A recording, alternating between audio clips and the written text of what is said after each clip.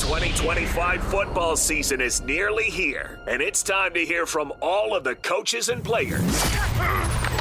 Yeah, boy! This is Big 12 Media Day, live from Frisco, Texas. Media Day coverage on The Zone is brought to you by Window World. Call Window World for free quotes on windows, doors, and siding today. This is 97.5, the KSL Sports Zone.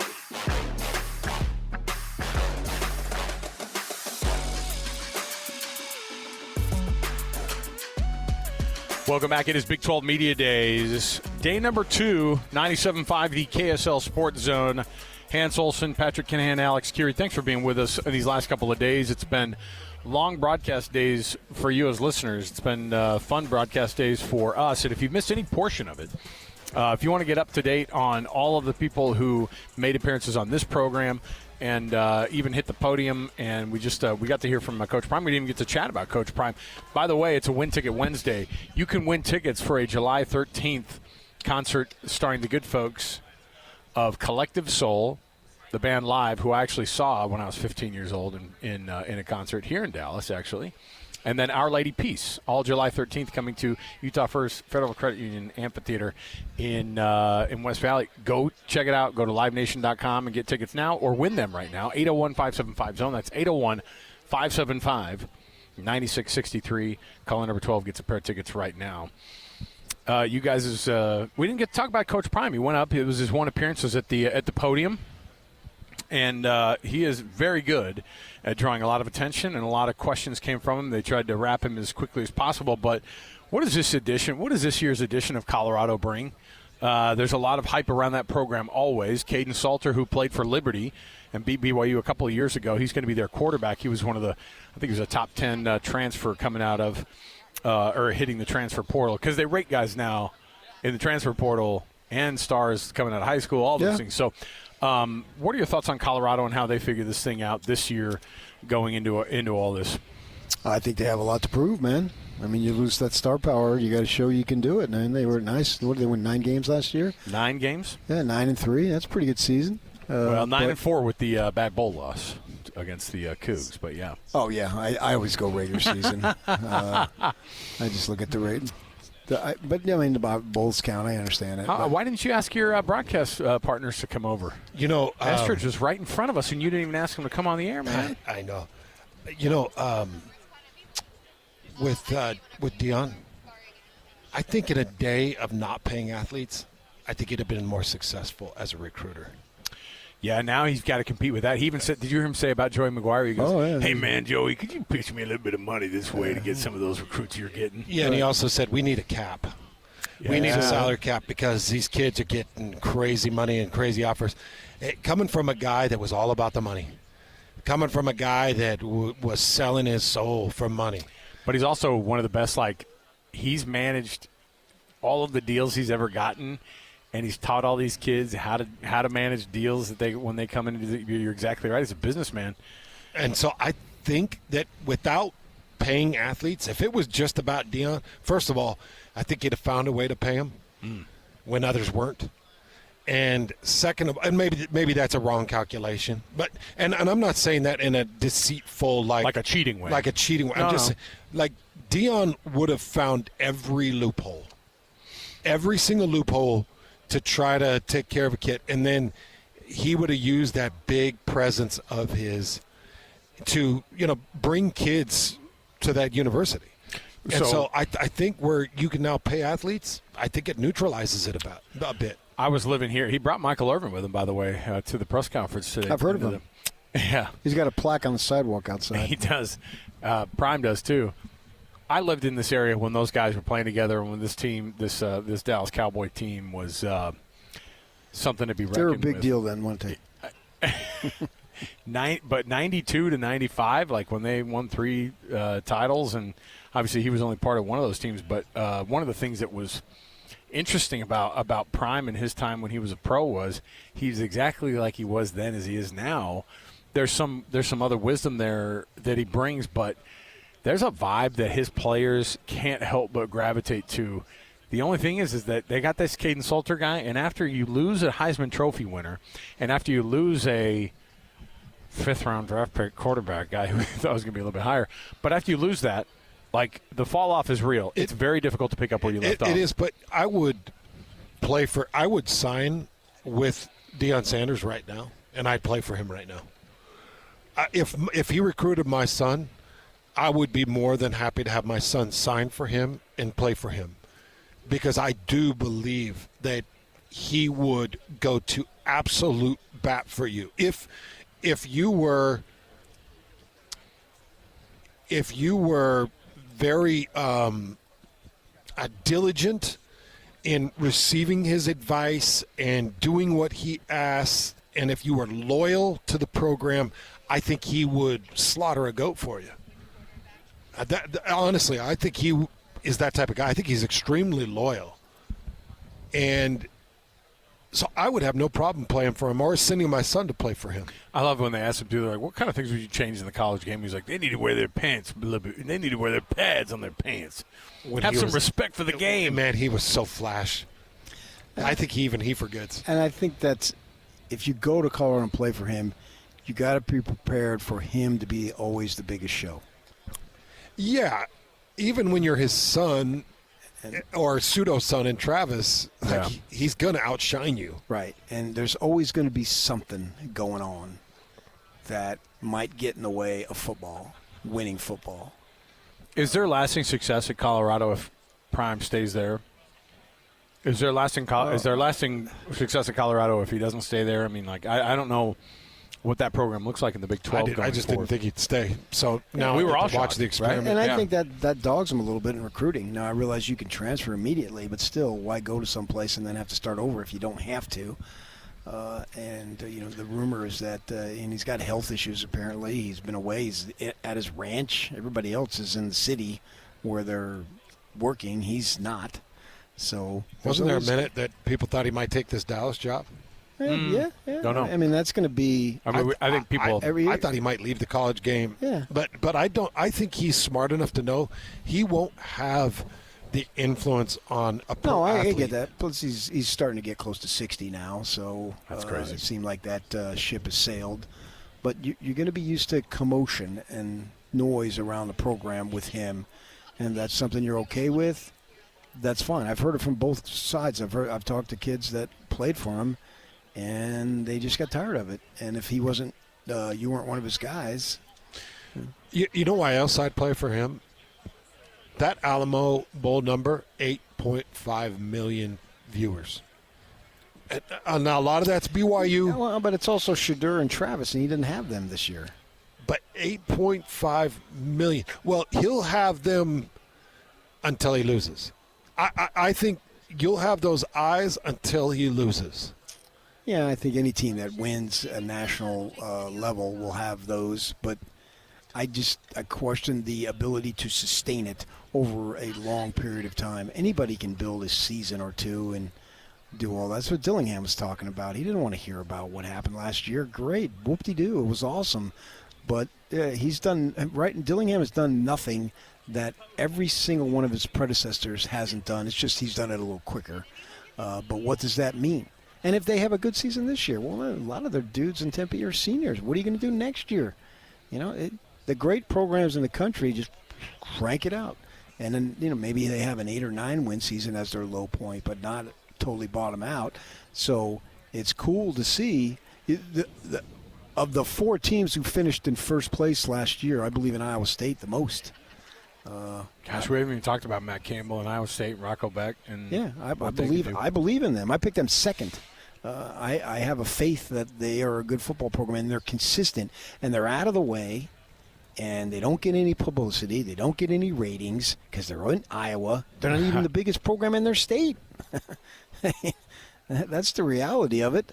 And so they can concentrate on the things that matter the most.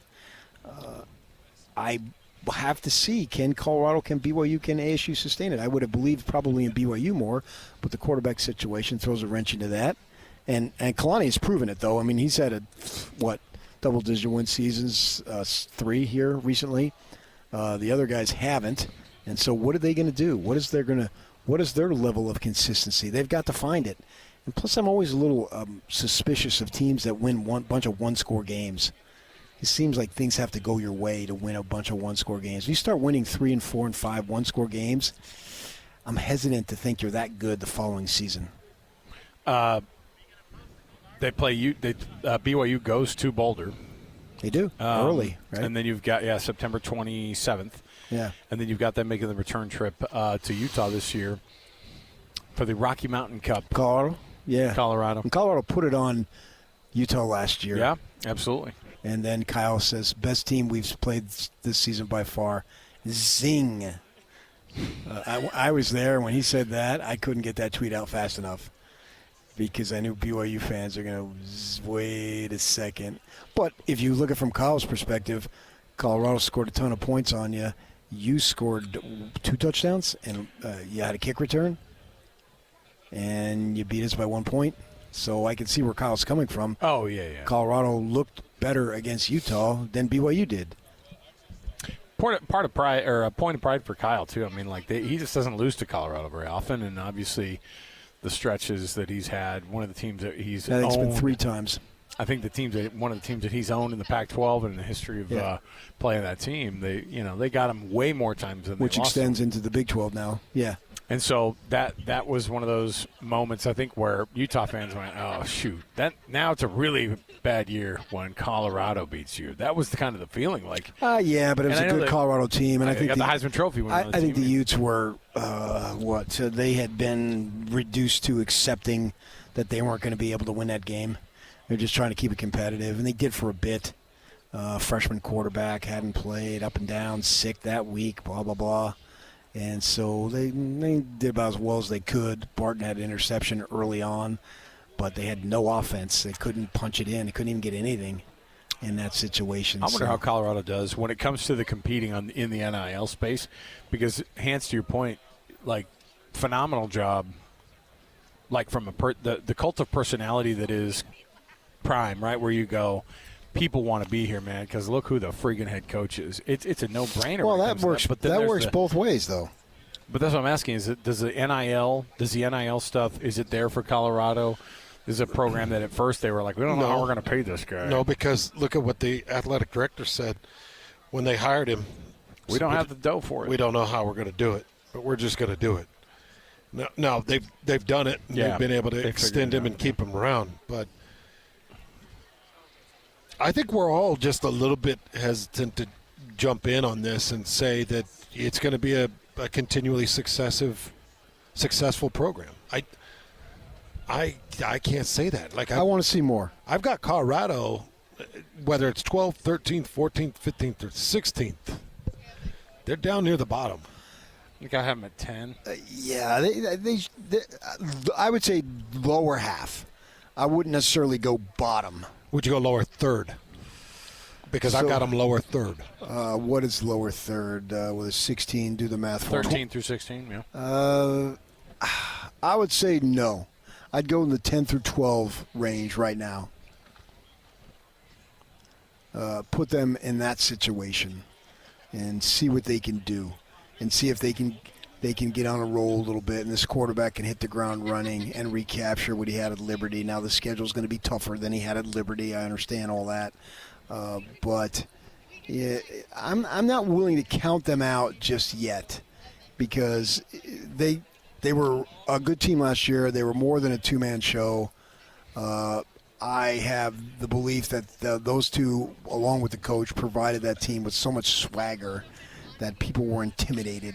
Everybody had heard of Travis Hunter playing both ways at an extremely high level. He was like the Shohei Ohtani of college football, and it just is unheard of, and we don't think of that something that they do. So what does that mean going forward here as far as that goes? That without that swagger, what can they do? Maybe they just have to rely on more traditional ways of winning and beating you and being tougher than you and making the right plays. Maybe they can do that. They're a team that they're going to have eyeballs on them, right off the bat. And how do they respond? And because Deion is always he's the ultimate showman in college football, right? He's a flash dude. Always I actually enjoyed watching him play because he had the ability to back up all the hype. He was flashy and all that, but he could back it up. And he was an entertainer first, and his football was the method in which he entertained. But I'm curious to see what level of consistency does that program settle in. They tend to settle in your lane, and what is Colorado's lane? I think it's undefined. As we've seen some of these teams roll through here, we heard from Lance Leipold from Kansas, one of the teams that has been like sneaking through here semi-anonymously like all day today as you're watching. I feel like we chatted with one of TCU's linebackers, Devin Deal, but again, the Horned Frogs are a team that pop up on the radar for I think both Utah and BYU this year. At least they come to Provo. I don't know if Utah makes the trip down to Fort Worth or not. I can't remember. I don't think they do. All the schedules run together for me. But where does TCU sit? You've chatted with your colleagues at TCU, Hans, and you have a good relationship with those guys. Where are they going to be at this year? Top third. And is it all based off of the fact that their defense? They got a lot of talent, but I mean, you're bringing back a seasoned quarterback and a guy who can do very, very well. I think if he's at the top of his game, Josh Hoover could be the all conference, the first team all conference quarterback this year. Yeah, I wouldn't see that, but pretty well rounded. He's good. Hoover, and he's a little on the small side, but Sonny Dykes is an offensive guy. Yeah, that's what it is. And they tend to have good offenses under Sonny. Did he throw for 4,000 yards last year too? Yeah. I mean, he pumps out a lot of yards. 3,949. Yeah, I think a lot of it, not all of it, but some of it is just the product of who Sonny Dykes is. They scored 42 points against SMU and gave up 66, and SMU had settled on a quarterback at that point, but BYU gave up 15. Now, they did, for some stupid reason, they rotated quarterbacks against BYU, or as SMU, they'd been settled on that, and they got that taken care of. But you look at their offense, they just find ways to get it done. I mean, they only scored 13 against Utah. That might have been one of the dullest games ever in Rice-Eccles Stadium. 13-7. That was just freaking painful. It's one of those moments that Utah fans go, I couldn't even believe that happened last year, because all you needed was 14 points to win a football game at home. Right. And you couldn't do it. The only redemption for me sitting in that press box is to know, well, at least I'm getting paid. That's probably what half the players were thinking too. But the fans weren't thinking that. It was ugly. Let's take a quick break here. Although Utah did mention they sold out their season tickets again this year. Because I think there's more excitement this year, and they won't be scoring one touchdown per game. We'll take a quick break. I know that Lander Barton's going to be done with a TV appearance for Fox Sports here in a few minutes, and then we're going to get him over here as soon as that's over as well, as the final standing player from the local teams that we haven't heard from so far, Brighton's own Lander Barton. So stay right here with us. More to go. It's Big 12 Media Days in Frisco, Texas at the Star, 97.5, the KSL Sports Zone. Your home for the best coverage of the Utes and Cougars as they get ready for the 2025 season. Ready? You're locked on to Big 12 Media Day coverage, live from Frisco, Texas. Presented by Window World. Want a window quote without all the baloney? High quality, amazing prices. Check out Window World today. This is 97.5, the KSL Sports Zone.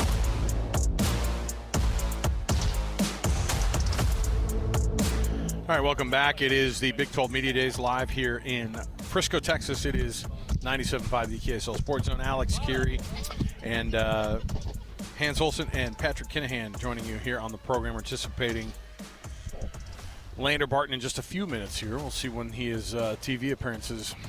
Look, I'm not going to dog any of the media guys for keeping guys a little bit long because, PK, we've been accused.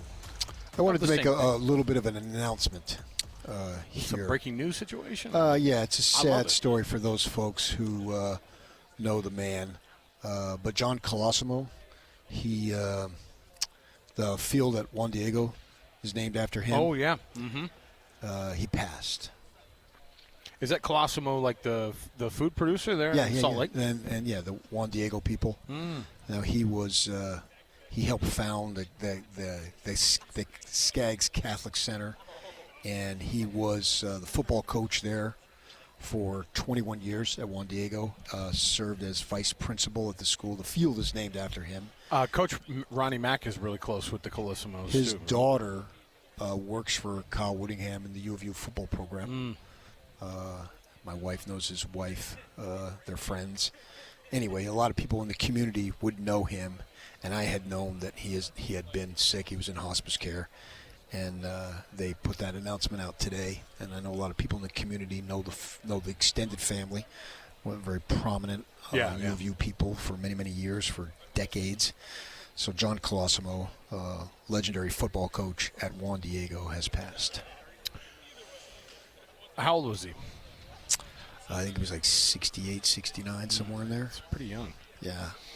Well, it's always tough when you have these folks who've been legendary in the prep community too. On top of the fact that there's a different when you're coaching at Juan Diego or you're running Juan Diego High School, that's a different calling too, because you're doing it from the ground up as a private Catholic school. You've got to figure that thing out, and so that's they became a strong force on the football field for a long time.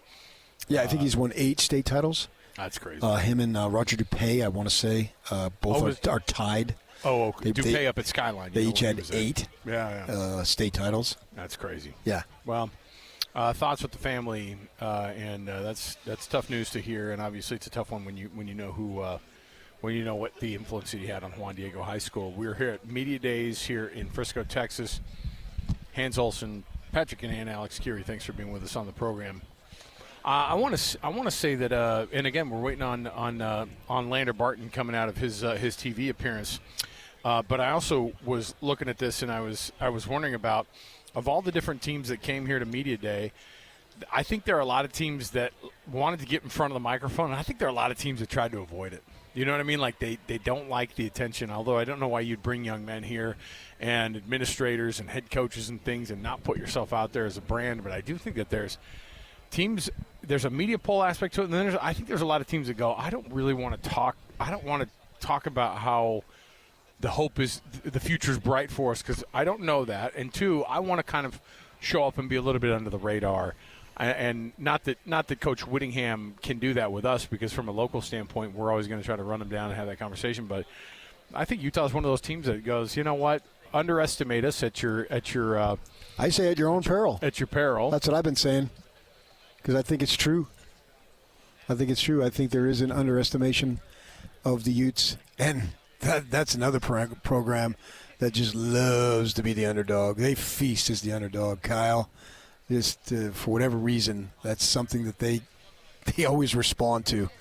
Kyle's been down this road before, and he got the program to respond. I'm not going to doubt him. Well, at Media Days here, we're lacking the appearance of one player. He's right behind you. He's coming. Here locally, and Lander Barton's walking up to put the headset on for us to be able to round out our local coverage here when it comes to all the players who have come in and walked through here. And look, we've had all the Utah players on, we've had all the BYU players on, and we've had the administrators on. Big macho handshake. There it is. Hey, listen, he was taught well how to handshake. The Barton family's known for the strong handshake. You know who taught him?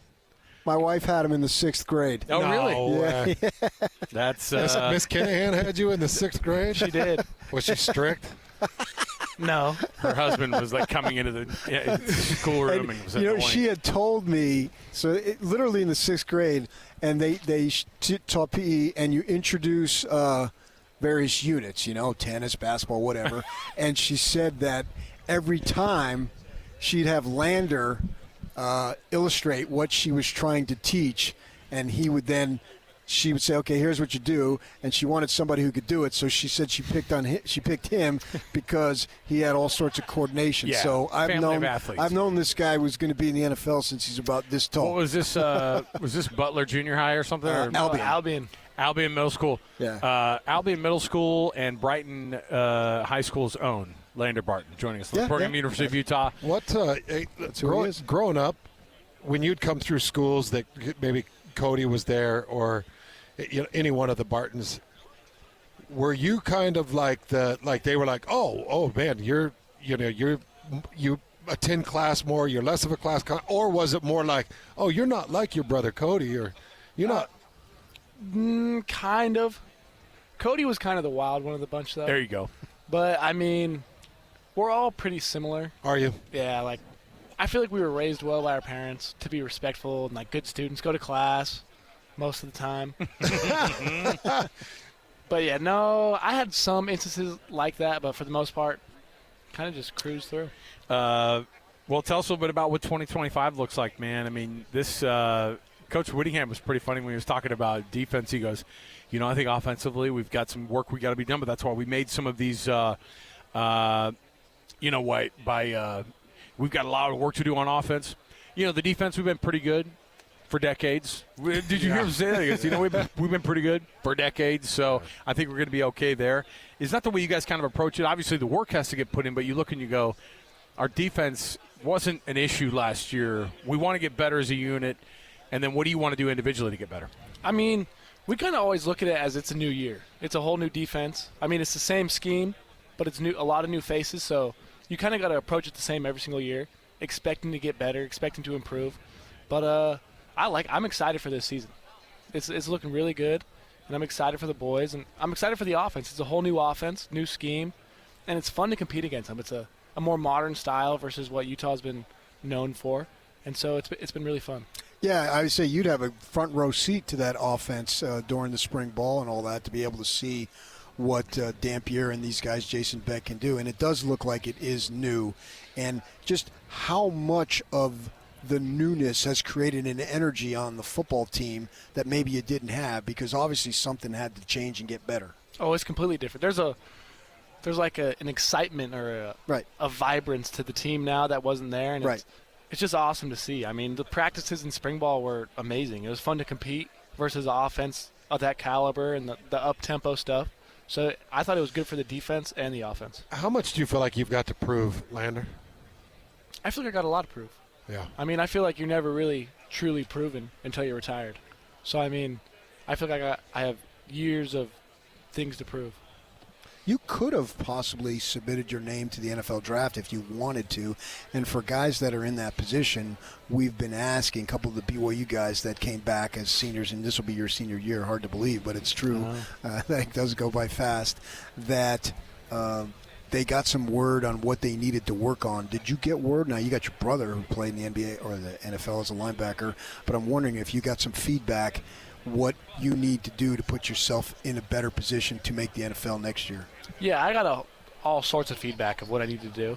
And I think I made the right decision. Like, it was risky deciding to come out, but I'm happy I came back. I'm happy to be on this team for one more year, and I'm excited for what we can do. What do you think you got to do to get better? What did they tell you? Oh, I got to be more consistent in my tackling. I can't miss open field tackles and stuff like that. I need to work on my foot fire, quick feet, overall speed, playing sideline to sideline. There's a whole list of things I need to improve on. They're pretty tough.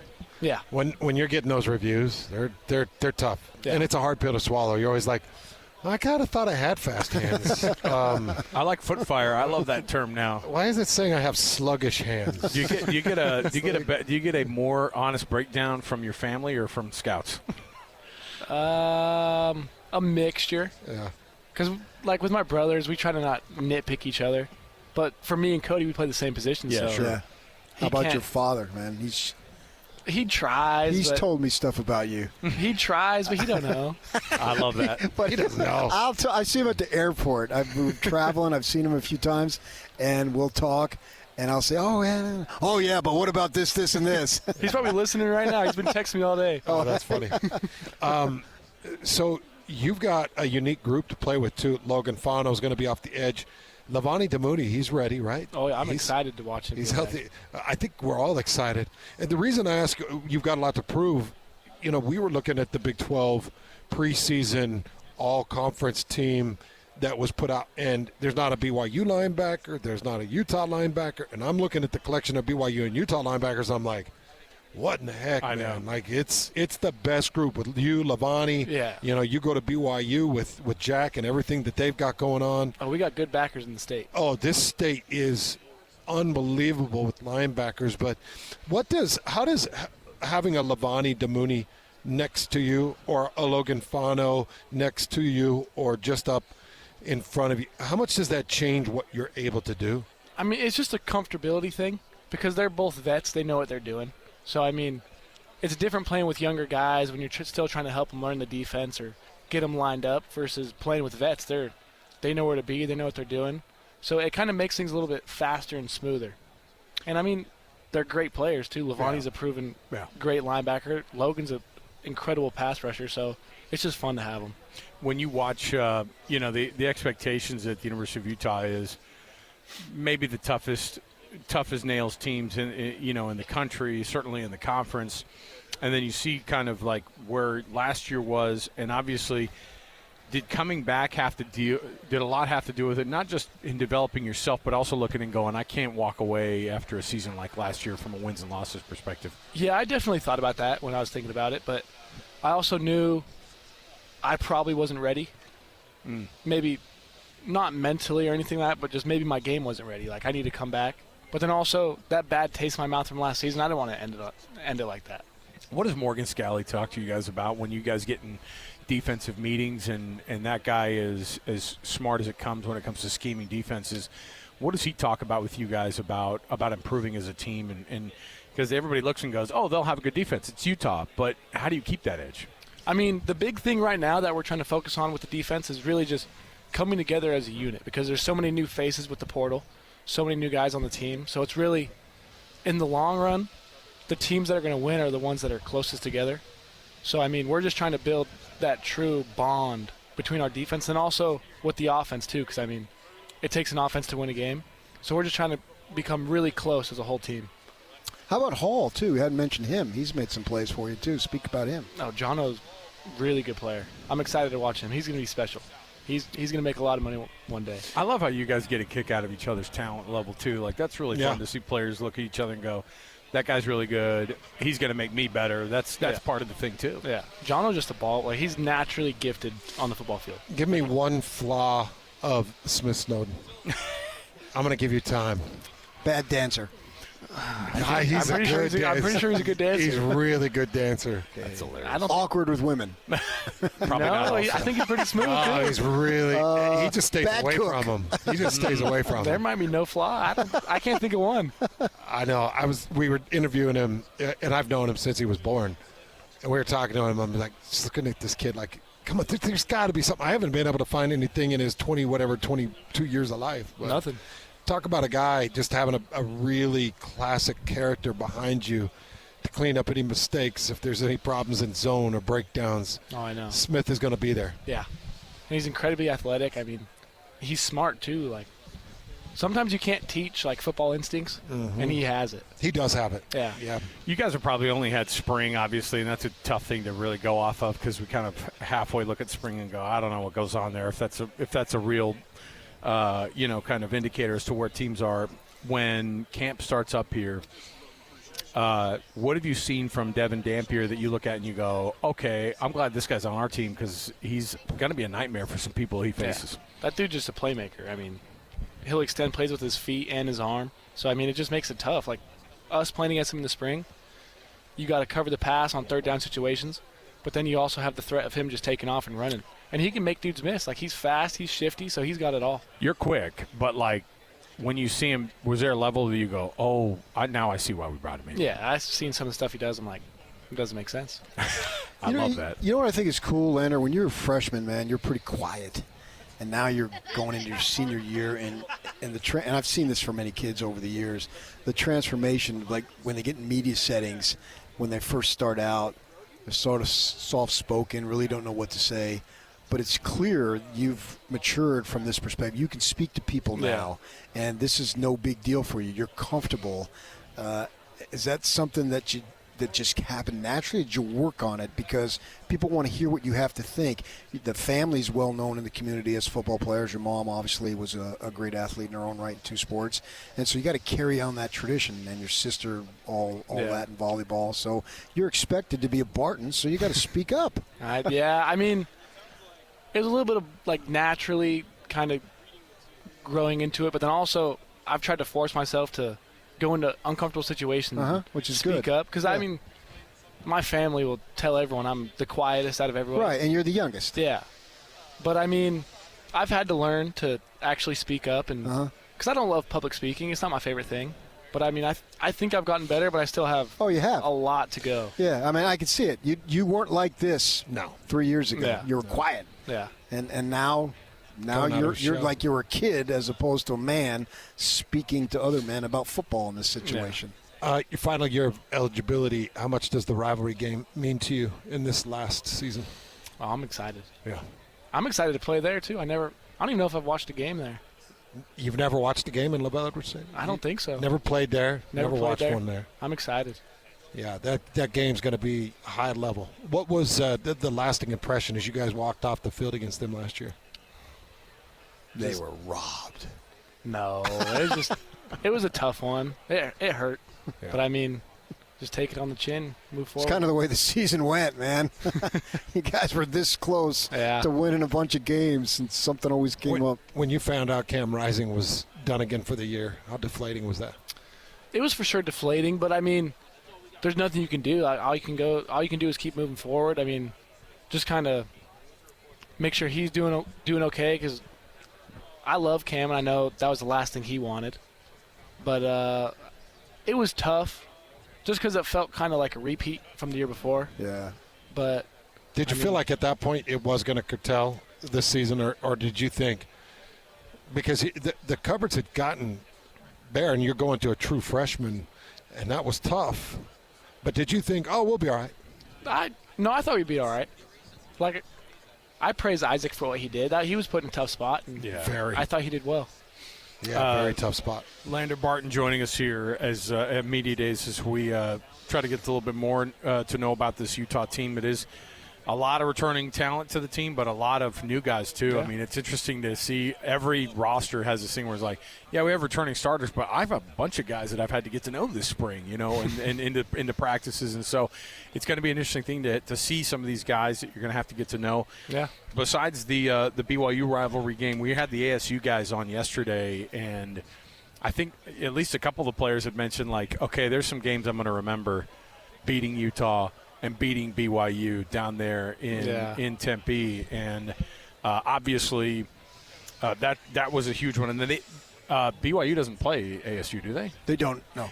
But you guys get them at home this year. Do you think about that? I mean, we talk about the rivalry game with BYU, but there has to be some sting from that game as well that you guys looked at and you went, okay, we can't let the Sun Devils feel like this against the Utes again. Yeah, there was some sting after that one, but honestly, ASU Stadium playing in Tempe, that's my favorite spot to play. Really? I played there twice, and I don't know why. I just love that stadium. It's a great environment, great field. Kind of cool, that mountain right there. Yeah. Oh, Yeah. gosh. And did you know that We're going to have to hear from PK. I went to ASU. That's what I said. Everybody loves ASU. Sam Levitt, he missed the Cincinnati game because he had some rim injuries. And you know who gave him that injury? Did you deliver that to him? I don't know what we're talking about. Ripped him in half. Yeah, I could see it. He was coming over, and I think he had gotten through the line, the down lineman, and Lander came over, and I think he was headed towards the south end zone, and Lander came and popped him right here, and he stayed in the game. Yeah, he's a tough sucker. And then right? he missed the finished next the game. game. He Yeah. finished the whole game. They probably and it was probably the program that told him that he couldn't play in the Cincinnati game. It's not him going, I can't go. It's probably like I him think going, he you better had some. friggin' sit down. He had some trouble breathing after. I think of the adrenaline and all of the moment, and then after the ball game, He was good. He was a good player. Tough, athletic. He was good. He's going to be good Cool. again this year. Yeah. I was going to ask you, just from Pac-12 to Big 12 play, what was the most recognizable difference playing in the Pac-12 and then making that transition to the Big 12 last year? Because everybody thought Utah would make a more seamless transition from Pac-12 to Big 12 play. I mean, we all expected to win more games than we did.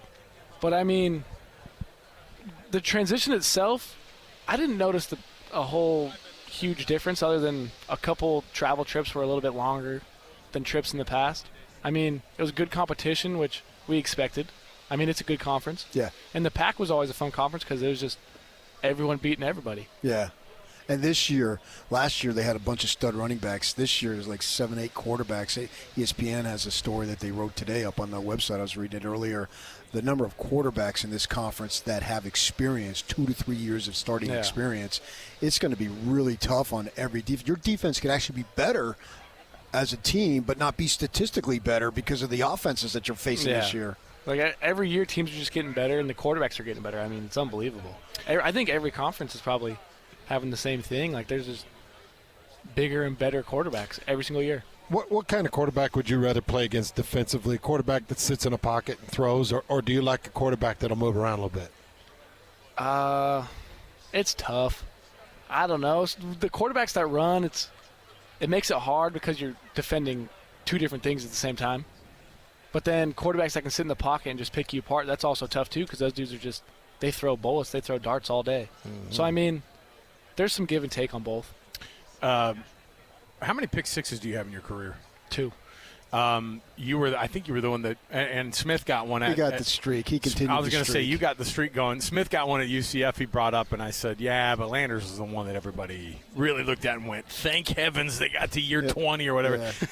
We talk about that as media guys because it's an insane thing to think, but.